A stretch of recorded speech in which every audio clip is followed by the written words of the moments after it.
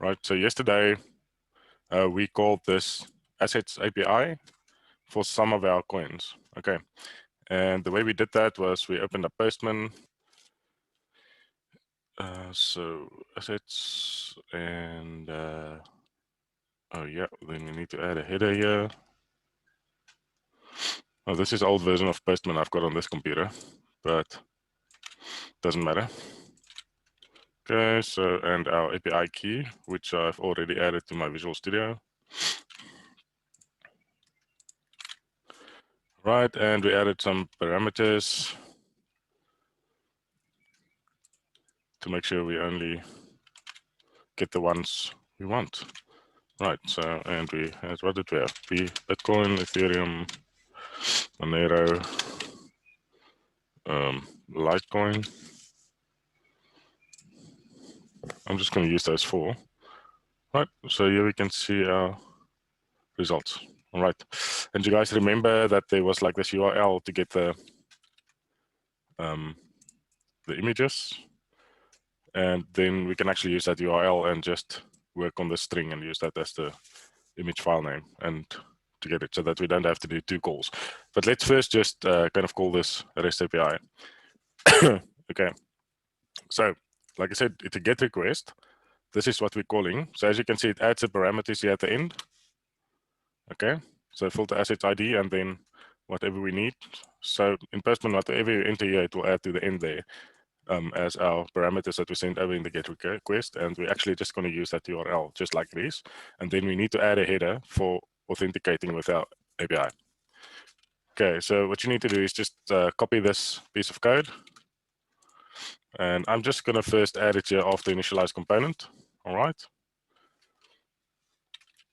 Okay, and then I'm going to replace this URL with this one that we created. All right. No, I don't want to save. As well as our unique API key. So in this case, because I've added it there as a variable, I can actually just add that variable in there. And that will then take my API key from the variable that I've set there on top. So that should be fine. All right, as you can see, it does not recognize this REST client. And for us to actually recognize that, we will need to go to project. Let me just stop this application. Project, manage NuGet packages, and go to browse and install the proper REST library. And the one we want to use is called REST Shop. Where was that? Can you do that again? Project. Oh, okay. Manage NuGet packages. Oh, yo, Shop G. You guys all on board? Yeah, sure, cuz. Okay. Install this one called REST Shop.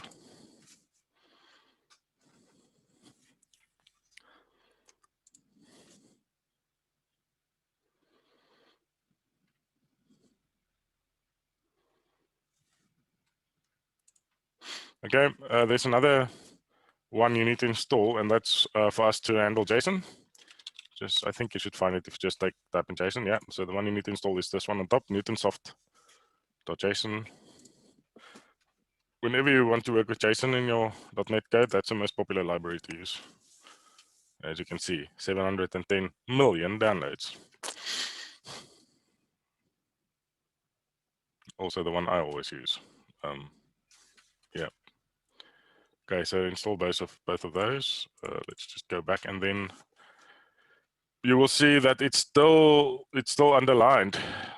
It doesn't get it right, and that's just because we haven't added it to the using yet. Although you'll see that it should already be in the dependencies REST shop, but it's not added to the specific class of our C# file yet. So all you do is the shortcut key is so put your cursor there on the REST client, and on your keyboard press Control space, and my IntelliSense is just starting, but it should then suggest that to us. Why isn't IntelliSense started? Okay, yeah, there it is. Right, so again, control space, and then just select that REST client. So when you do that, you'll see that it's all becomes blue, and it's because they've added REST shop to the top there. Okay.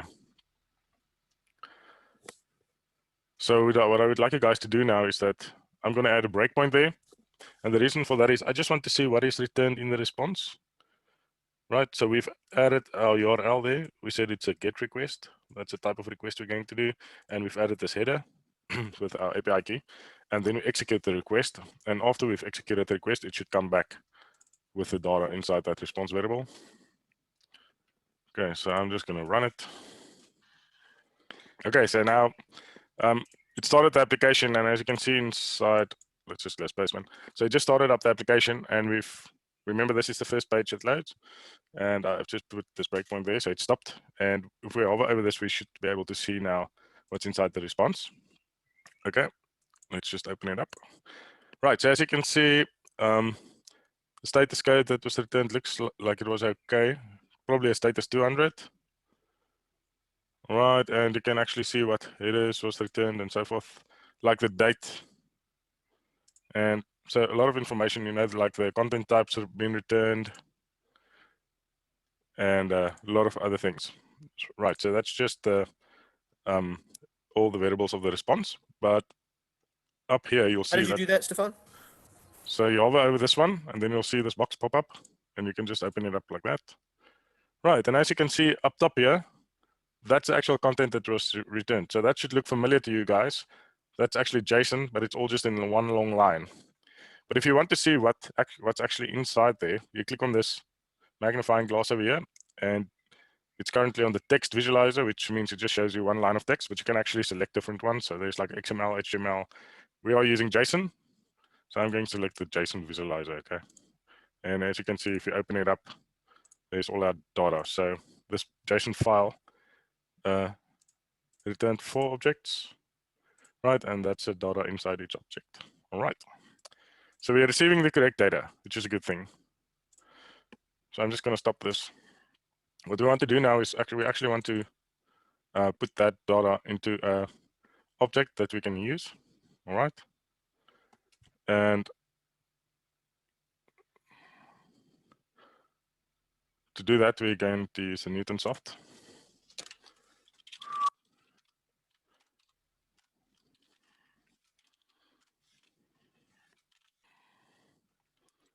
Right, I'm just going to add a folder here called model, just like we did, and I'm just going to add a model inside here that we can use to put the data in. Okay, and for now, I'm just going to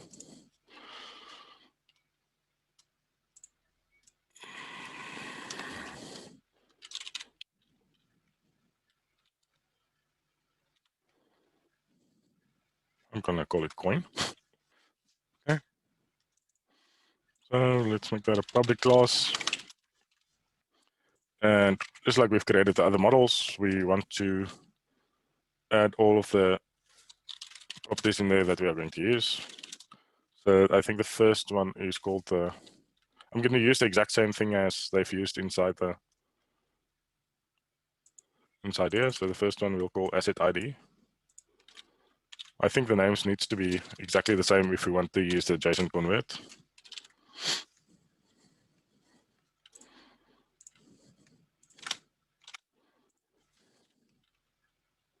Yo, Stefan, where's the CS project file? Because I can't find it in my solution. Where'd you find it? How do you mean the CS project file? Where you've got it says up on your thing, CryptoTracker.cs project. Where did you find the CS project file? Oh, this one. Yeah. No, you don't need to edit that. That's a file that's been created automatically. Ah, It's right, actually okay. this one. So just close it. I'm currently working in this coin class that I've created there. Right. Yeah. Okay, cool. I'm just going to take the, oh, wait. We're going to use the name.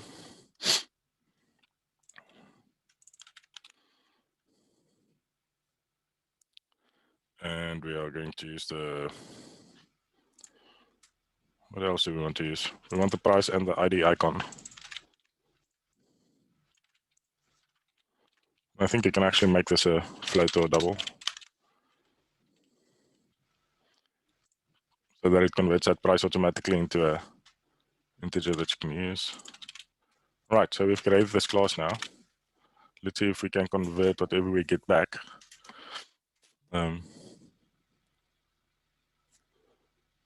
So you're doing the thing that I said yesterday. You're taking only the information we need. Yeah, but remember, on this side, we're doing it on our side, so all the data has already been sent over to us on the phone side. So now we're just cropping out the stuff we need. Yeah, we're not. You can add all of the stuff in there; it will show it. But I'm only going to add the stuff we need. But the point of the matter is, it's already been sent over the internet to us. True, cuz. Okay, cool. Right. Okay, is this thing still running? Okay. Right. So client.execute requests. It might actually be that we can add that.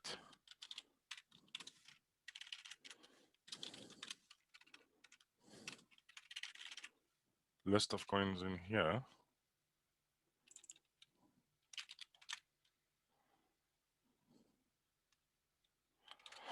Now that we've created that model, let's see what it.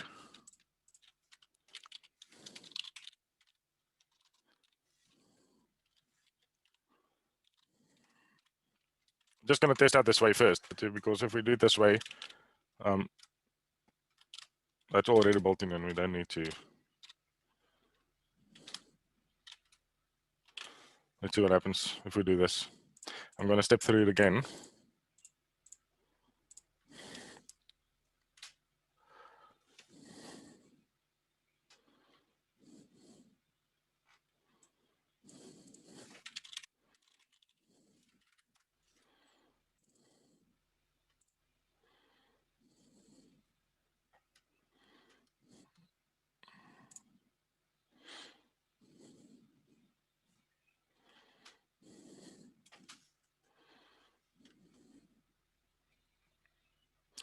I'll show you now how to use the JSON convert part of it. And that's in Newtonsoft. So at the moment, we're not using the Newtonsoft. This is built in with the library. I've seen online that looks like you can do it that way as well. So that if you add this, our model is just for one coin, right? But we want a list of coins. So if we add in that model in there, if we define it there, it should already convert it into the correct way. If this doesn't work, we'll just do the JSON convert.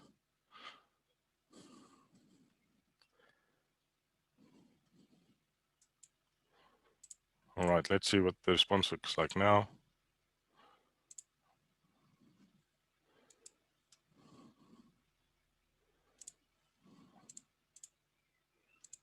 Yeah, you see, so it's now added this data one over here, and it's already added it or created an object with it in the right format, just because we've done it like that. And if we step one more, this should now give us, yeah, a list of coins, right?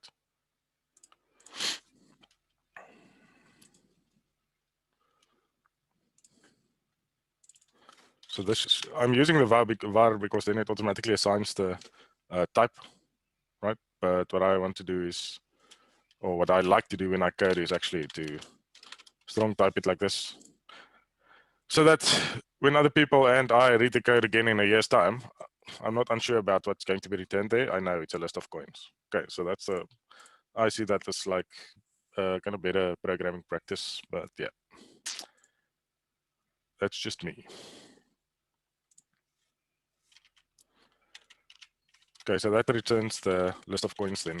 The other way we could have done it, if you guys want to know how to use the Newtonsoft JSON to deserialize and serialize strings, I'm just gonna copy this and then let's comment that out on that one. All right, so again, we do the response, but remember we just had like execute, which will only return like, in the response, it will only return like a string of values. So if you want to do the list of the coins that we've defined now, coin, what you can do is you can call JSON convert dot. So if you want to deserialize, you just call that deserialize object, right? And we can then tell it in which manner it should deserialize that object, as what type. And then we just give it that string. So we say response dot content. Do you remember that string, that text string that was returned, the data that was returned was the content inside the response. Okay, so this should actually do the same.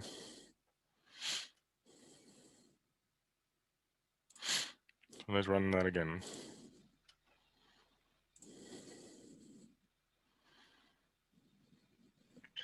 Stefan, what did you do to get that coin class? This coin class. Okay. Yeah. I just added this model folder over there, right? So Okay. right click, add new folder. It's just like a folder that I've added.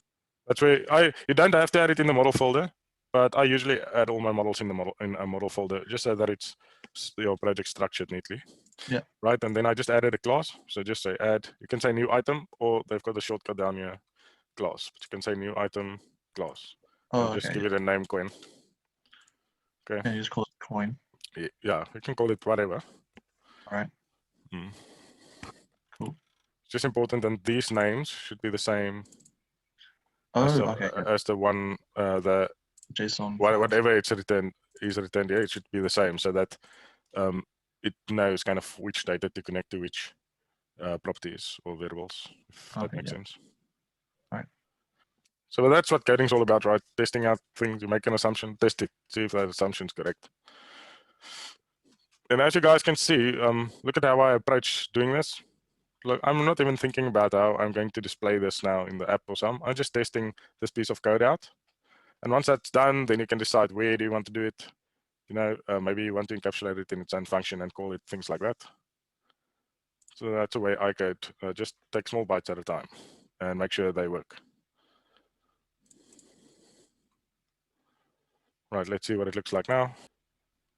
Over here, it linked it correctly. See, it actually filled in that field. Oh, okay.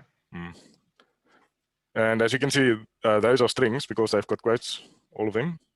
But this one is a float actually because it doesn't have strings. So that's actual value, which is nice, right? Because we want, so I've made it a float there. Float or double, doesn't really matter which one you want to use. Okay, then the next thing, let's have a look at getting those icons. And I'm going to get the 64 version. I'm just going to call this to see if I can find. What? Wow, that's smart. Okay, just to get that URL.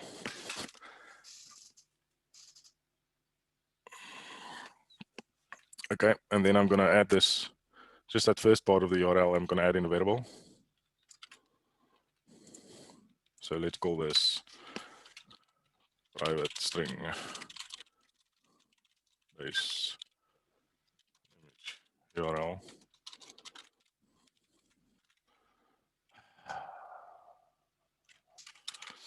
Okay. Okay, and then what we're going to do is we're going to use that image ID and actually concatenate it at the back of this base image URL.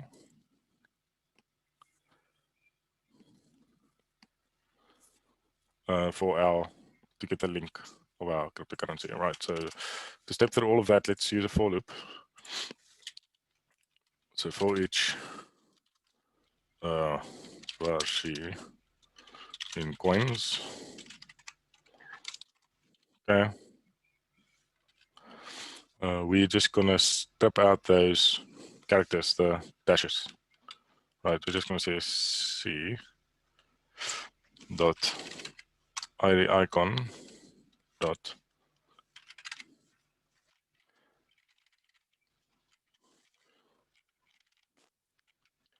what is that called again? Splits it. Trim only trims the ends, the front and the back end. Replace might work if you're doing it. Replace with an empty string. I agree. Well done. Not just a hat track. So let's replace the dash. Yo, the URL that you used for the images, is that on the API documentation? I actually don't know. Let's see. Because where's that coming from? Yeah, it's inside here. That's a PNG 16. How come you're using only the URL? Oh, but, okay, so you're grabbing the URL and putting the code at the end of it once. Yeah, that's what I'm going to do. Yeah, because this ID, the icon ID, that's returned. Is it only half the first part of that URL that's not in the code? Well, yeah, that's like the file name. Facts. Yeah, wait, there's no icon ID over here. But anyways, we can see it over here.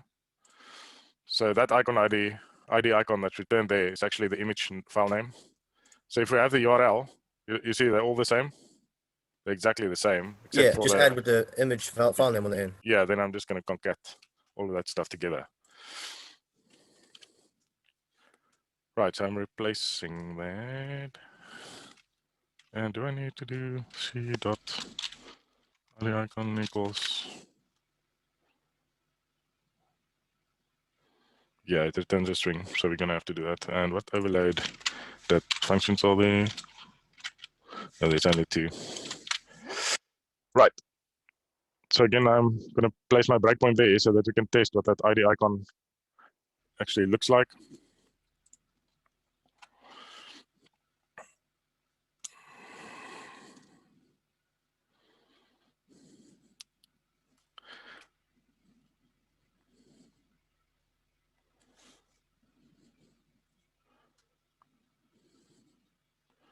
Okay, let's see coins. What does this look like now? Yeah, it looks like that now. Right, so what you can do now is you can actually use, when you want to use this somewhere, you can use the base image URL, then just add on this, add PNG at the end, right? But I think it's a better practice, especially if you're going to work with more coins later on, just to also add it inside this object, because if you send this object around your application, then that image URL will already be in there. So the way you can do that is just by, I'm just going to add another property over here, and I'm going to call it, not image, but let's call it icon URL. Right, and then in this for loop that we've created here, instead of just changing that ID icon, let's change the icon URL, and we actually just add the base image plus, and then at the end we need to add png, .png. All right, so if we do this, then the URL would already be encapsulated in that object, and you can just use it straight off the bat instead of. So yeah, you can choose which way. Both ways are fine, probably. I just like to do it this way. So if we have a look now in our coins, that image, that URL will now be, added to our object. Okay.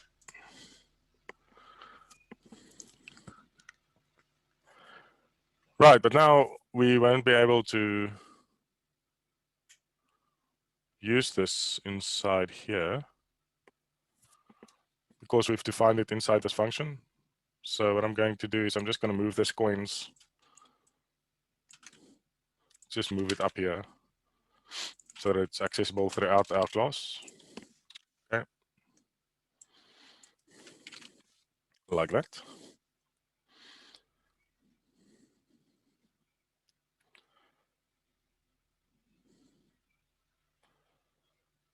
Yeah, so I'm going to remove that. Let's stick with a JSON convert.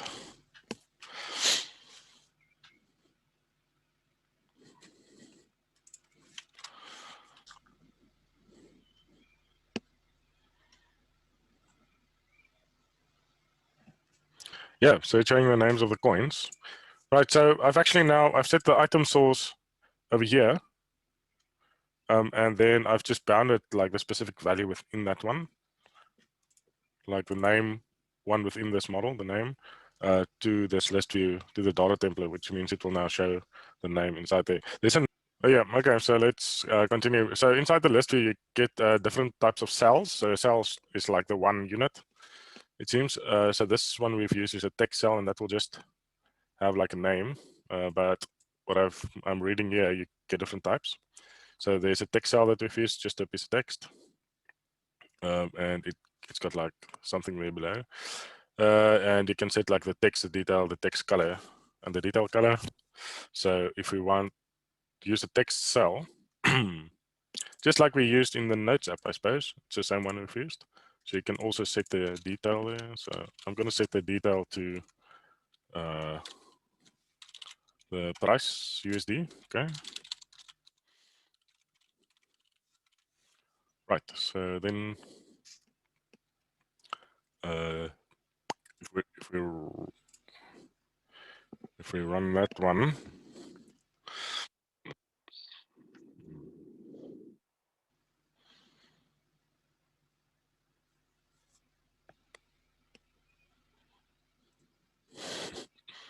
Ah, yes, a very good app.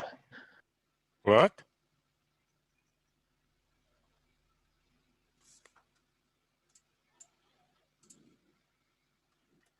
Right. Yeah. So then we've got like the Bitcoin and the value down there, right? So that is if we use a text cell, and you can also set like the color and stuff. But I think we can like use the image cell because we've got the icon. Right. So for the image cell, you can set the text, the detail, text color, detail color, and the image source. Okay. So you get a like a text cell, image cell, and then you can also set like custom cells where you define like your own layout. So if you have a look here, if we do like a view cell, inside there, you can do your own layout again. So you can do like a stack layout and layout the stuff and add all the components that you. Oh, will the images from the web work in the same source? Yeah, I will try to show you now how to do that. Actually, I just have to think about. Because if you want to load an image from the web, if we just have a look at the normal image control, where's the normal image control? So if we have a look at the normal image controller here, you can load it from the web just like that, and it will show it. Right. So it should work because we've got the whole URL. So, well, I mean, it's an easy way just to test it, right? So I'm going to change this to an image cell, and I'm going to keep the this the same, and the image source, we're just going to make icon URL. Well, we have to do a binding. Binding icon. Right, let's see what happens now.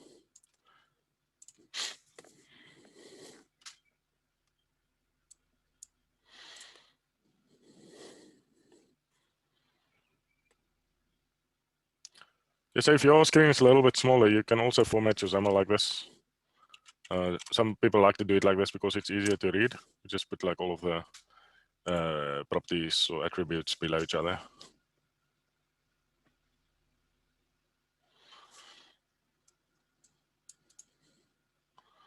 Is it loading? Yeah.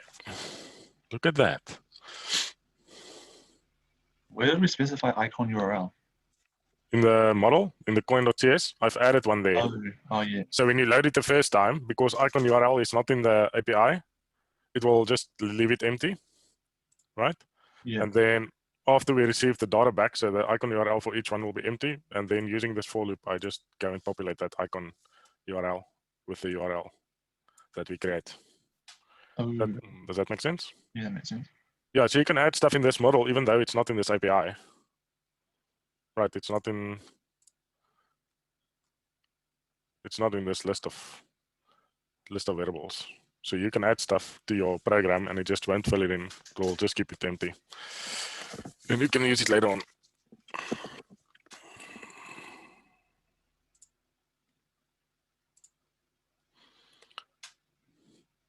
From what I've seen with like breakpoints and stuff, it looks like a null reference exception from the icon ID, I think it was. Oh, really? Yeah. Right. So it might be that the coin one of the coins you're referencing doesn't actually have an image associated. Yeah. Okay. So then, yeah, you just have to build in an if over here. Or yeah. Like if not null or something. Yeah, then just make the icon URL like empty or something like that. Yeah, if not, you can check if this icon ID is defined. What I would suspect is probably there's nothing filled into the ID icon. If it is a null, yeah, just check it for null. So like if c.id icon is not equals null, or well, that's not an or.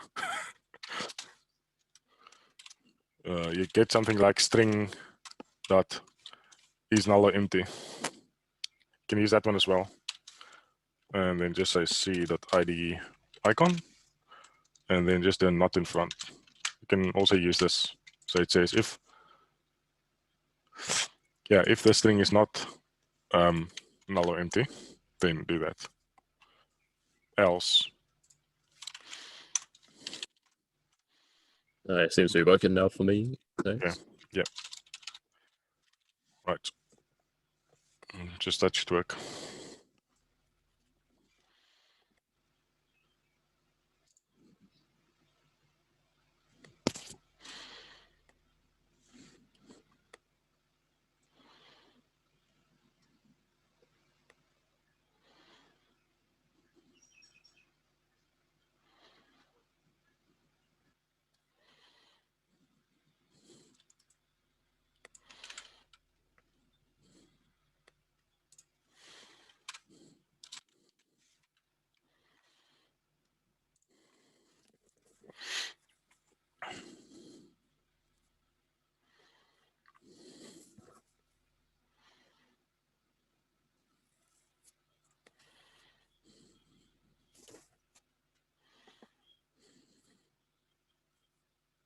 Oh yeah, now it's displaying it the dollar amount.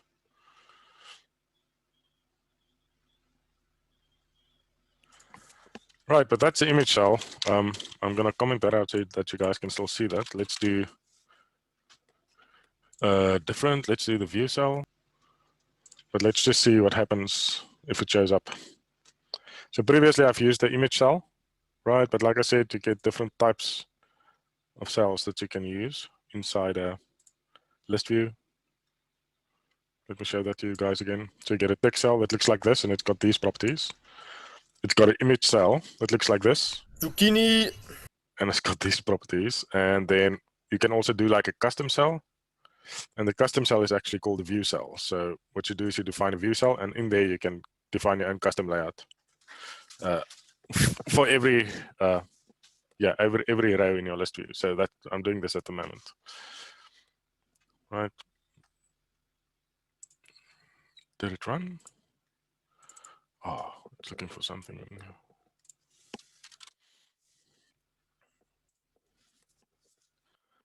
And even here, where's this? Oh, Yeah, Stefan. Yeah. I've got the string formatting, but it still comes up with a massive like decimal number.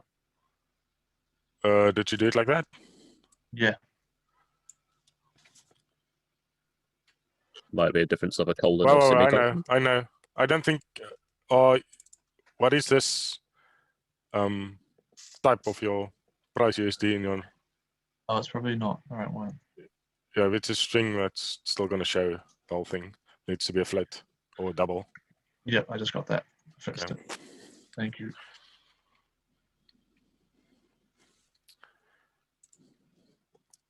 Yeah, so here's our layout. Right, so we've just created a stack now. So it's showing 1, 2, 3. What I would like to do is below my name, I'd like to add that short code or whatever.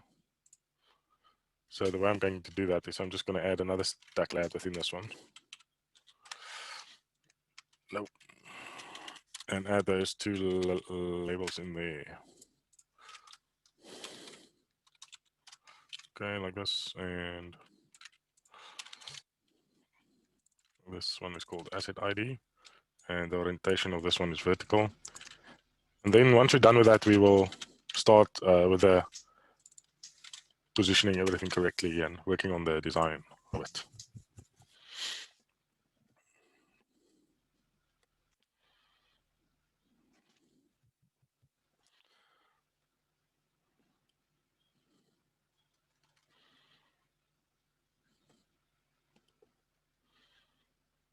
Yeah, there it is. So we've got these two below each other, right? And then we've got the other one there. So now we can start resizing it.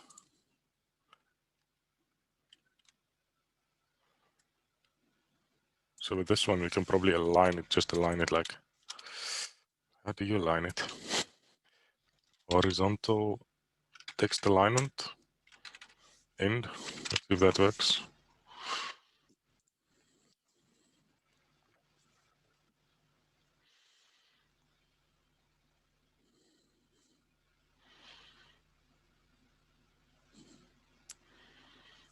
And the vertical we probably want to set to center.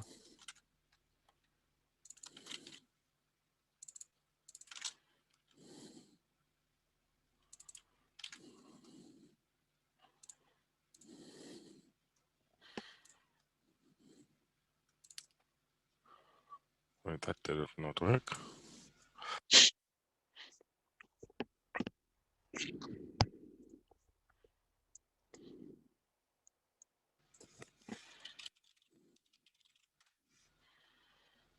Yeah, so Thomas and Dominic, if you guys have some coins that's got no icons, you can just go and get a URL of like a placeholder icon or something, and just add that in there. Sounds good. So it's added it to the center, but that doesn't align the text to the end.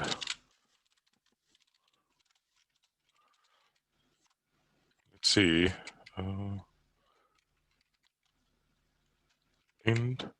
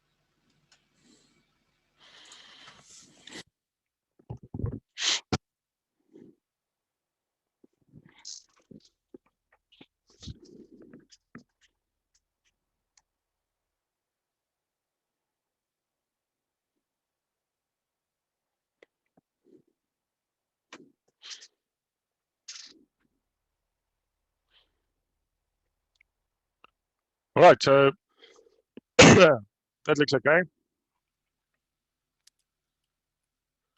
All that we can do now is maybe add a button to the bottom to do the refresh. Right, so again, we've got the stack layout here, and I'm just going to add a button to the bottom here.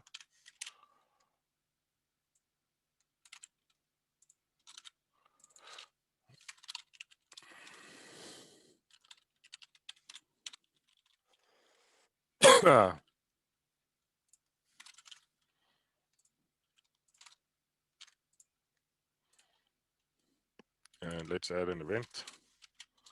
So for the clicked event is remember again, control space, that creates everything for us.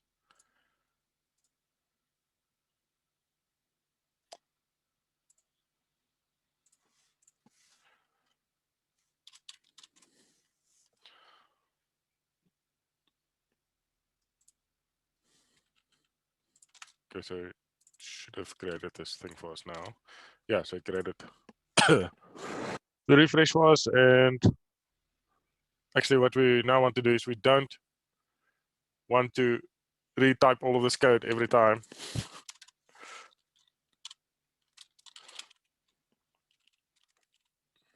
We're just going to make a function that does it for us. Okay.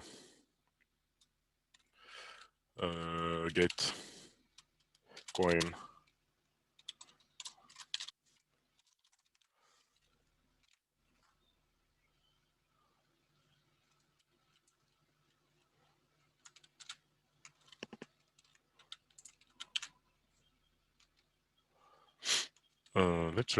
Let's do this the proper way.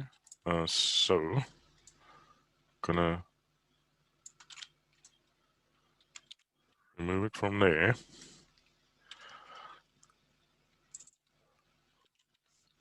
And we're actually gonna return it here. So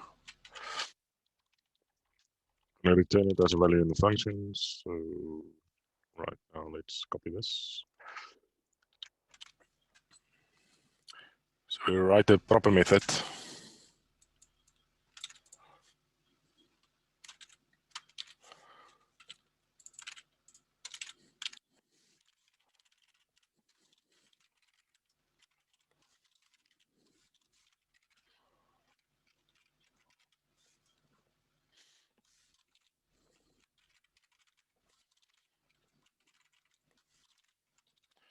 Fine, let's just leave it like this.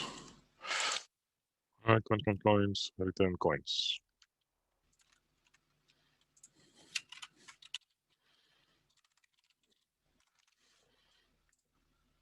Right, so we've now written this method that will go and call the API every time and update the coins for us.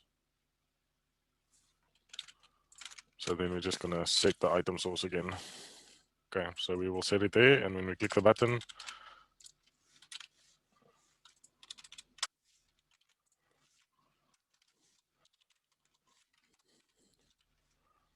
update.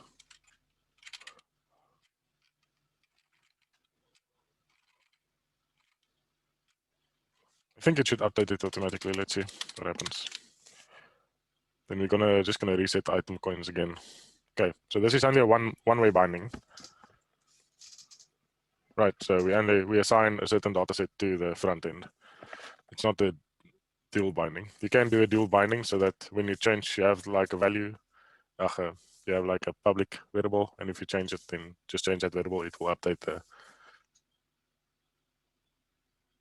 the view automatically. But we're just doing like a one-way binding, so we're assigning it.